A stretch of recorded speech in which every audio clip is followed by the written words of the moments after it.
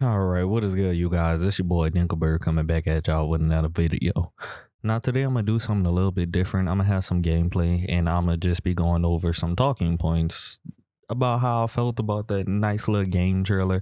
I wouldn't say game trailer, it was development update. That's what they called it about World War III. But let's go ahead and get in that first point. All right, the first thing on my list is map improvements. Now, they were talking a lot about optimization. The game does look beautiful, by the way, if I say so myself.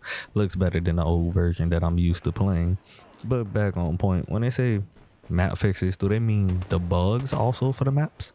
Because I hope they also mean that. I hope they didn't just copy and paste majority of the code that they actually use for everything else and just brought it along with all the other issues, because a lot of you guys, y'all play these games and y'all know the little glitch that I'm talking about when you spawn in for like team death matches over there in Moscow or somewhere, and then you just spawn under the map and then you have to shoot each other to get out of it or just respawn. Another thing I hope they fix is the clipping. Now, when they say map improvements, you know what I'm talking about. When you go around a wall or you stuck on a chair, like the objects within the map or like the cracks within the map. Because there's sometimes where you could run across a crack and then it acts as if it's a hard wall and you just can't move past it. You're kind of just stuck on it. Or if you're trying to push around the wall and just peek it, sometimes you get stuck on the wall. And it's just kind of annoying. Also, with head glitches, I understand that's kind of hard for most first-person shooters to deal with, but head glitches are kind of annoying to deal with as a player perspective. They're kind of cheeky. We all use them, but if you could cut down or maybe make the hitbox on the head just a little bit bigger. I know that's probably a dumb idea. Everybody would be getting headshots, but I know there's probably a workaround that. Alright, coming to my second point, gunplay and animations. Now, with this game, the gunplay was always pretty good from my perspective. Now, seeing this actual trailer, they have changed it up. They added a little bit more recoil to certain guns like the M4. Y'all know why that gun is godlike. I hope the M417 has just a tad bit more recoil. I love using that gun. But as in scope wise, it looks nice. It actually does. I like the reworks towards the scopes that they showed throughout the game. But one thing I do hope they fix, that long reload animation. I do not like it. When we look at it, we're playing the game as if we're soldiers. Most soldiers know how to reload their gun faster than that. It's like they're actually just trying to show off the animations more than the actual gameplay and getting back to it. If they could add in like a fast reload system by like double tapping R or something, like just to get it sped through. And another point that I hope they fix, swapping weapons. Now, there's plenty of times that I get in gunfights where I have to hurry up and swap to my secondary, but my guy is taking like 15 years to actually grab my pistol. Say if they could cut down the time on that animation between swapping weapons, that would be wonderful. Or even if they just added in different animations depending on what weapon, or not even animations, the time difference depending on what weapon you switch into. Say you had your pistol out and you're swapping back to your main weapon, yeah, that would take a little bit longer than you just trying to grab your pistol off of your hip. Another point I want to bring up is the actual hip fire of weapons.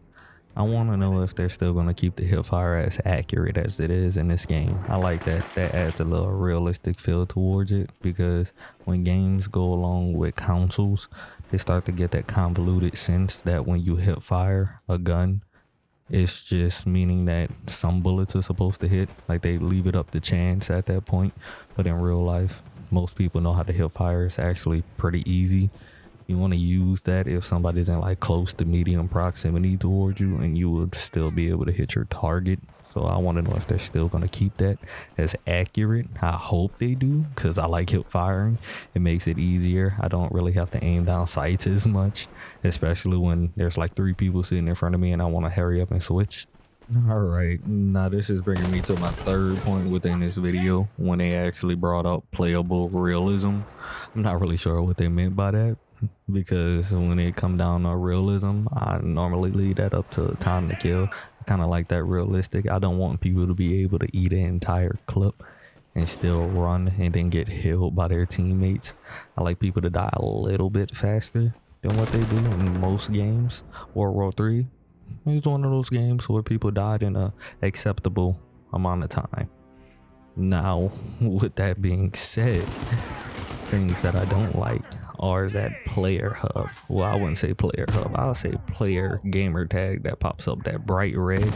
The thing that I liked about this game was the fact that you could really barely see people. Like, you really have to pay attention. If somebody was in like a dark hallway, you wouldn't be able to know that was them. If they was hiding behind a chair, it would be kind of hard to see them. Even down the hallway, when it's like lit up, if they're prone in the right spot, you just were not able to see them. I don't like that. If I'm aiming down sights and I can see their gamer name pop up and it just gives them away. I understand that does do away with a lot of campers, but at a point in time in life, campers kind of make it fun. I don't like them, but it adds a little bit of immersion. It adds like, what would somebody do in a real situation? I probably would be hiding down the hallway where somebody could barely see me. All right, this about to bring me to my next point, the backpack. Now, when I seen this, that actually was a pretty cool concept. We already seen it, Battlefield 2042. And they already have that in there too. So it seems like a common thing. And I actually like that they did it. It's okay. Multiple games can have the same thing. That's literally the life of games. But back on subject. How would this work?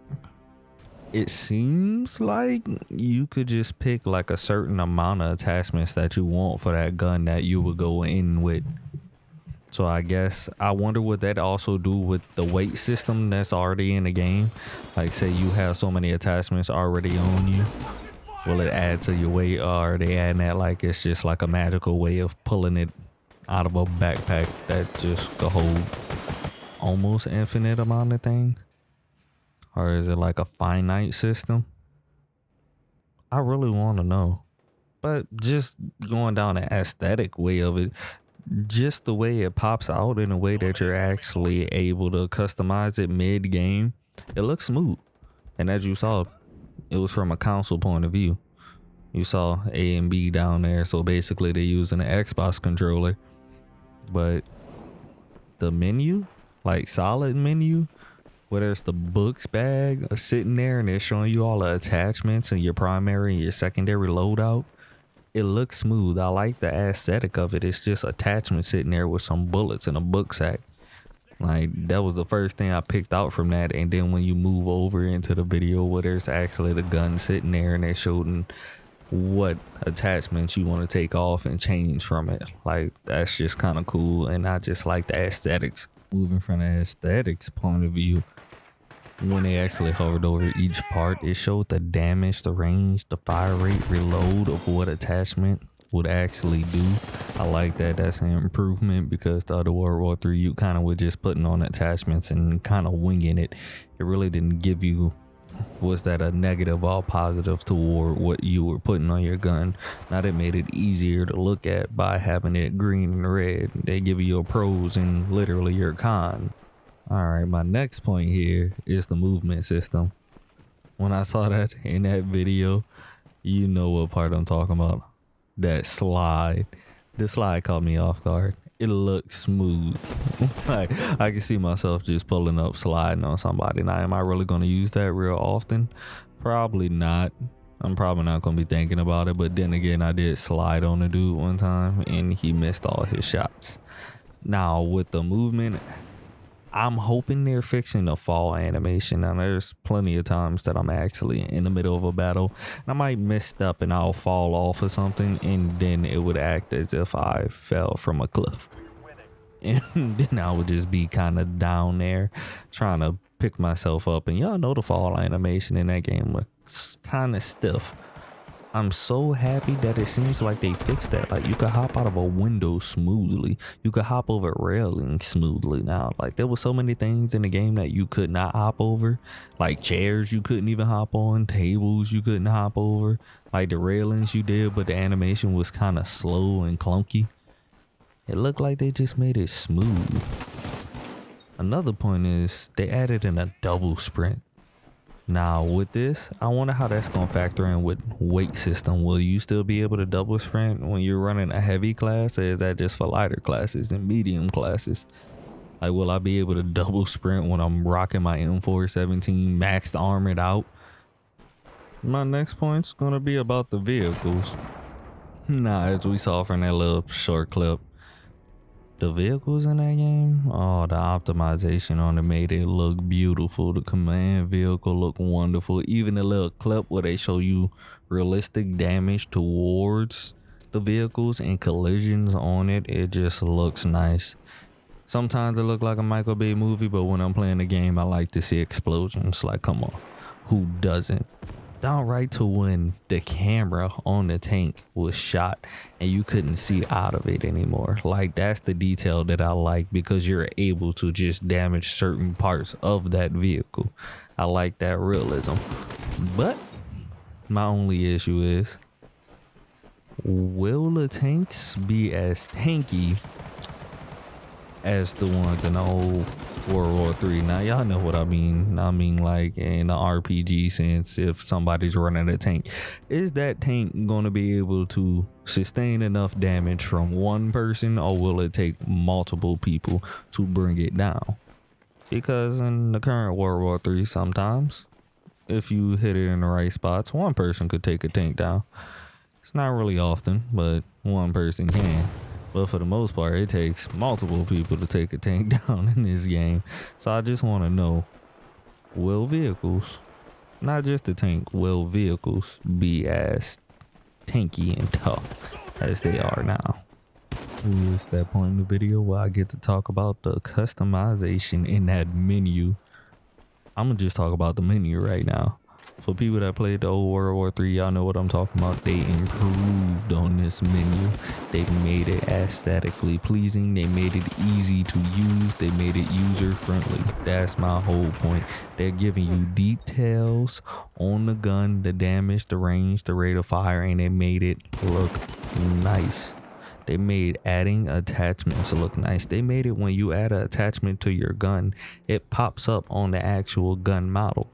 So you know exactly how your gun is looking. You know what attachment you put on, and each attachment look different. That's just the small things that I just enjoy about this game. Like, just watching that and seeing that they changed that and added that just made me want this game to come out even faster. Like, did you guys not see the customization for the vehicles? Like, just when it was switching through adding armor onto the tank, like the tank just changed.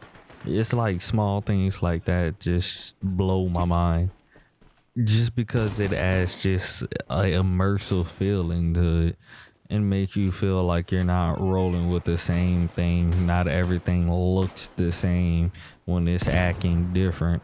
Not every tank is gonna look the same.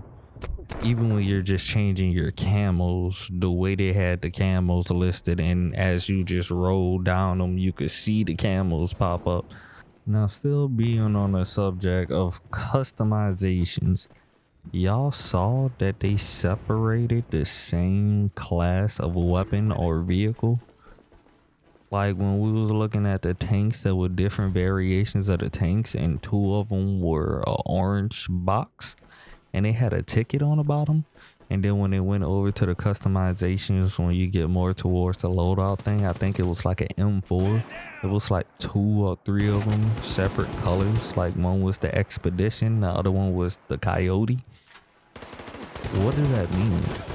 Are they adding in like a battle pass? Are they adding in like certain weapons could do more damage, like different loadouts that come preset, so you don't actually have to worry about it?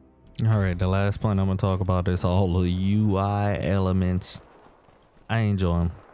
I like the way they optimize the menus. They look smoother, easier for people to follow, especially console. They have to make it user friendly because it's going to console. Now, with that being said, the mini map, oh, I like that it's that detail. The only issue I had with this game was wondering elevation wise where enemy was. Like, that annoyed me because sometimes people will be below you and they will say that they're above you. Seems like they fixed that. It's easier to ping people now. Shit, I even like the way they pull out the iPad. Like, y'all saw that? That was just smooth. Like, the iPad just looks so wonderful. I wouldn't say that's an iPad, but y'all know what I mean. Now, after all that being said, y'all notice after they killed someone, it was like a calling card popped up at the bottom. I wonder if they're gonna add multiple of those and make it fully customizable, like everything else in this game. Like, that seems like it's gonna be cool. And also, after you kill somebody, they added in a kill cam. I like that, because there's so many times I got killed in this game and I was like, I wonder where that person was, and I wonder how many shots he actually put on me. I hope the bullet tracking is better so I could actually understand how he killed me, because in the old World War III, you'll be getting shot in the face and then a hit marker will pop up behind you. So I really hope they fix the hit boxes and the actual bullet tracking. But other than that, man, this game looks like it's about to be insane. Well, you guys, that was all my points.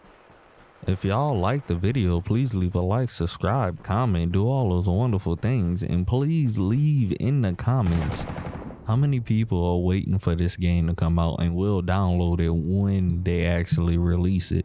Because I really want to know. I'm going to need a group of people to play this with.